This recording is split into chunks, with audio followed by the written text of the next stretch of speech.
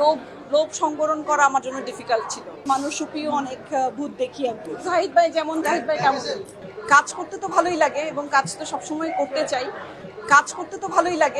তো সবসময় করতে চাই। কিন্তু সবকিছুতে আসলে ব্যাটে বলে হয়ে ওঠে না। কিন্তু এই ছবিটা আসলে এমন একটা ছবি, এটা আসলে ওই যে লোভ লোভ সংবরণ করা আমার জন্য ডিফিকাল্ট ছিল। যেমন গত ছবিটার কথা যদি আমি বলি, মায়া জঞ্জালের কথা, সেখানে ডিরেক্টর ইন্দ্রনীল রয় চৌধুরীর সাথে কাজ করা বা ঋত্বিক চক্রবর্তীর সাথে স্ক্রিন শেয়ার করার যে লোভ, এখানেও আসলে ওরকম লোভ একটা ছিল আর কি, যে এতজন কাস্ট নিয়ে এরকম একটা জনরার ছবি হচ্ছে, ঈদের ছবি হচ্ছে, তো আমিও এটার মধ্যে যদি একটা পার্ট হতে পারি তো, এবং দর্শক যদি দেখে আনন্দ পায়, তো সেটার জন্যই আসলে করা। না, ওইটাই বলছি যে আসল মূল কারণটাই ছিল হচ্ছে সবাই মিলে একসাথে একটা কাজের সাথে সম্পৃক্ত থাকবো। ওইটাই আসলে মানে অনেকগুলো কারণের মধ্যে অন্যতম একটা কারণ।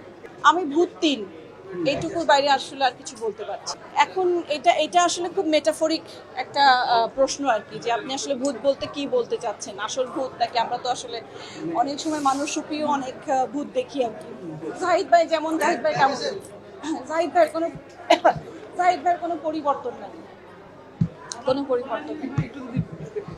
কাজ কমিয়ে দিচ্ছি কারণ ওরকম কাজ আমার কাছে আসে না যেটা আমি আসলে করতে চাই। এটা সহজ উত্তর।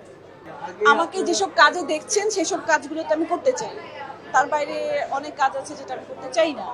আমি উপস্থাপনা করছি না, মানে অনেক দিনই করছি না। আমার মনে হয় না আমি 2017 বা 2016 পরে কোনো কাজ করেছি।